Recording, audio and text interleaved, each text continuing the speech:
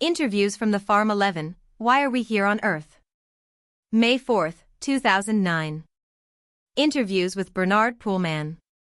May 4, 09. A very long time ago there was balance in the universe. Balance doesn't mean anything per se, but that it means balance. The universe was not structured as now, it was structured in galaxies, which you now would call a universe, each one of them representing like a petal of a flower a particular expression. You had a university, you had galaxy or a universe, whatever you want to call it. I mean, a name is really irrelevant. You had one that was expression as crystals, one as sound, one as water, You had one as mathematics, you had all the facets you now have intermingled. It was like, there was societies of it. It was expressions of it. Now, to maintain that balance, an interesting thing was necessary, because that was all that was understood. What was understood is that, for movement to occur, energy is required, and that energy would move as a form of a polarity, and that polarity would be done in a curious way, by having a single being stand as God, as king, which was fascinatingly enough a particular DNA lineage that stood as that. So that means that this out of the same king, the same principle that you now have in terms of kings and of tribes and things like that, you had the same principle then. And the very fact that that being stood there, everyone believing that that was the point of balance equals the balance existed. So as long as that these, and then, in every galaxy it was like that, there was a royal house, so to speak, that maintained the balance of everything. And there were peace and there were a certain level of equality. And what was honored above all was choice, free will. The choice to express yourself, the choice of the individual, individuality. And within that, obviously, a fascinating point that was understood then, was that one must support each other. So the interconnectedness of everything was supported through the choice. Beings would make a choice to support each other through the principle of supporting each other, but there was a specialness about the choice. The specialness was that you could make the choice to support someone. Then a strange thing occurred, a very strange thing. One day the question was asked, why could everyone not balance themselves? Why is the balance separate from everyone? What is the point that is not understand? Why do you have an inequality where something like a God is required to maintain the balance in choice? Understand at that stage already beings or people, you could call them man, at that stage it was not human, it was man. Man existed very much as they do today, in a way that they were all coming from planets, from like we come from the dust of the earth. They were, then. If they're in a crystal universe or galaxy, they will be crystal-like, and in their form and in their expression and their skills, and everything is related to what they are coming from. They would emerge, in essence, from the substance which they are, where they are finding themselves from, call it the planet, or that particular galaxy or universe. And their skill would be specific. Obviously at that stage, things like sexuality, as you understand it today, did not exist. Sexuality, was a point of beings coming together as a mother and a father equals the family construct did exist that would in their merging, in their expression of support of each other, would make it possible for a place of support, a place of consideration, a place of, you can call it love to exist, for a being to emerge into existence. But then again beings also died, so in a way, the being emerging was someone or someone that's been there before it's like reincarnation. Very much of the reincarnation was in effect a continuation, rather than a form of paying for something you've done right or wrong, because right and wrong per se did not exist. What existed was simply balance. There was an understanding that everything in existence actually existed in balance. There was not nature as you would understand it now, because the experience/expression was quite absolute from that perspective, as the point of balance was absolute, which means in terms of how it existed, it had an absolute effect on the balanced expression of everyone that was here, as the here of then. In the question that emerged on, why is everyone not equal? The point was then approached to consider the equality of everyone and change the point of balance. That immediately emerged as quite an interesting point which was seen as unacceptable. It was seen as an atrocity to change what is here, because what is here was apparently the only answer and it was working from the perspective of everyone participating. What was not understood obviously is that the only reason it was working is because of the submission of everyone to the particular system. And in the acceptance of that, obviously, there was the point that there was inequality equals there was not the actuality of equality between all beings. Although they would all come from the same source, their lineage would determine what they're equal as and to, which is very much similar to what we have today, where your equality is virtually determined on your lineage, your intelligence is dependent on your lineage. Your point where of effectiveness in this reality is dependent on your, or what color you are, which country you're in and how your family line fit into that, and your history of your lineage and all kinds of things predetermine your experience to quite a vast degree in this reality. Now, the only way, then, to question this point, to bring awareness that this point, in fact, was a weakness, this point that there was not equality, was the inherent weakness of existent existence equals was to actually challenge the point. So in that, after the discussions and the considerations broke down, and did not go any further, one of the beings and that was standing as the point of balance of one of the galaxies equals abdicated the point of balance. Immediately many things happened at once. So we'll look at the various points in from different perspectives. One was immediately that a fear arised. The fear that, because the point of balance do not exist, everything will now become unbalanced, which will cause the universe to end. Fascinatingly enough, was that one of the primary points that was there, which is very similar today, to today. If you do not adhere to your belief system, the end of your existence will come and then you will be judged. So, in a way, that inherent judgment of what was, what would flow out of the unbalancing of the creation as it existed then equals came forth. A fascinating thing then occurred, the point of free will, then, was challenged to truly reveal its nature. And how it was challenged was fascinating, because all that was required by everyone was a fascinating point. They had to stand together in their free will and have one will, and everything would be balanced. But an interesting thing occurred. Some realized an interesting point. They could say no when it comes to the point of, let's stand together.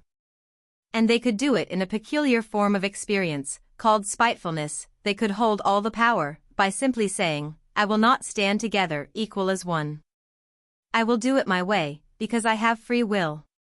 In that singular moment equals all of the universes or galaxies started to disintegrate over time, because what was spreading like wildfire was a form of revenge. If you say you're not going to do it, I will say the same and I'll spite you back. So in spite of having all that one can imagine, in absolute balance requiring one singular point to stand in balance equal and one, by realizing that your free will wasn't really free equals the original sin occurred, that of spitefulness. And within that spitefulness, a fear emerged that, if you have to trust another, they have all the power because at any given moment, they can spite you. Therefore you cannot submit yourself to anyone, you cannot trust anyone, because equals what is inherent, and that emerged more and more, was spitefulness. And have a look, it exists exactly like that, every single day of your life. Your whole life has existed in the principle of spitefulness. You have never transcended spitefulness in any way. So within that, an interesting thing occurred, groups were formed. Groups that eventually became a different form of expression. These groups would go, and instead of balance, polarity became the guiding force of the universes. Balance was no longer, because balance became impossible because dishonor became the principle of existence. Dishonor meaning, I have the power, the ultimate power equals I can spite you whenever it suits me. And through that I can exert my power over you. And no matter how good you are, no matter how good I am, the end of the day, I still have power equals I can say, no. I can spite you. I can, in spite of knowing what is the best, I can do what is the best for me. And I can do it because I have free will. Because I've always had free will. Which is fascinating, yes, we always had free will. We've been in existence a very long time. In this all, a fascinating thing started happening. Things started to spiral out of control, because it was no longer in balance. And this spiraling out of control, the mathematical equation of existence that was always a balanced equation equals became unbalanced. And because the inherent desire of free will linked to the desire and the definition that free will encompasses the power of spite, in spite of all efforts equals, it became a design that was infinite in nature. It just continued, because as time progressed, and remember, time was always defined by those that are here in time. As time progressed, beings would continue in their action of spitefulness and free will and create groups that work together and that define the reason why their belief, their free will to be a specific way, which you could call at that stage virtually like religions, like we have today. Have a look. Your religions of today exist in spitefulness to each other. They will exist because they believe they have free will. And accordingly, they express themselves and are, in a way, in conflict, which is the conflict point is the polarity point. And through that, everything in creation that was a balanced expression became an expression of energy. Because, from that friction was created an energy. What was fascinating, though, is in that energy that was created, something new emerged. You could get in higher energy and you could get in lower energy. And automatically, a battle started, the battle of the stars, in a way. The battle of the stars was, who can have all the cool high energy and push the others to a lower energy so that they can feel they have exerted their power of free will, which is in fact, actually spitefulness, to such a degree that they have all the power, and that the others are in fear of their power, which means, actually, in fear of their spite. So now free will has actually become something covering up spitefulness. And have a look, in today's society it's exactly what exists. In this spiraling, it was clear that the universe as we know it would be changing forever, which is what happened. And where all things were in a form of quantifiable quantum reality where it was, there was an immediacy, the point of the polarity, the point of the spitefulness, the point of the exertion of power caused a separation between all beings, and that separation was like a tear in existence that became bigger and bigger and bigger. And that pushed everything apart, which is why the universe from a point of balance started to moving apart, attempting to embrace everything, to allow everyone their point of free will, because that was what everyone were looking for. Everyone was saying, I have free will. This is me. This is my expression. This is who I am. And I will do everything to protect this free will no matter what I have to do within that. A fascinating thing started occurring that nobody noticed. A dependency started, a dependency on the energy that came from the conflict between the polarity points, which in essence was like a form of fusion. In that form of fusion, that which was the mass, the matter of the universe, became engulfed in it because we were the matter of the universe. And in that, we started to use the matter and transforming it into energy. More and more and more, and throughout time, I mean, this time has been a very long time, we started transforming the universe and the very nature of the universe. Although still directed by the law of balance, the balance changed the equation, in terms of galaxies and universes starting to move, no longer in a balanced way, although it is still in a balanced way, but you had collisions, because you had now collisions of ideas, collisions of choices, collisions of expressions. Collisions of what each one believed was right and wrong, and thus right and wrong was created within it all. And as this whole thing was spiraling out of control, obviously there was a call, an inherent call in everyone, that this must stop.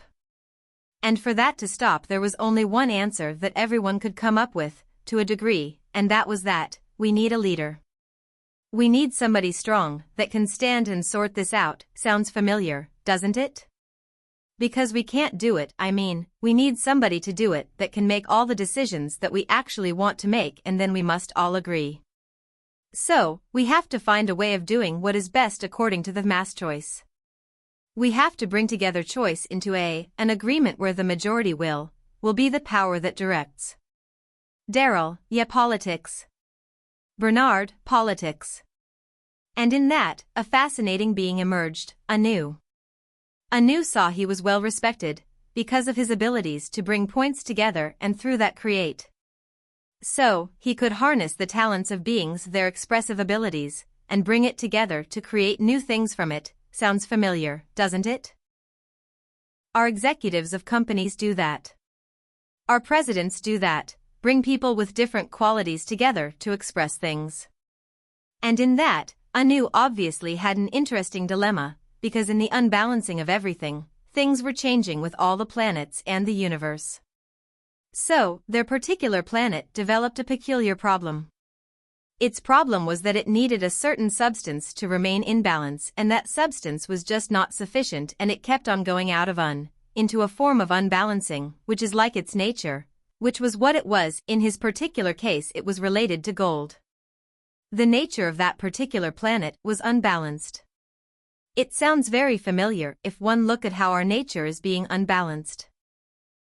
Anu's planet, required something, and that substance that it required is a physical substance, was not on the planet.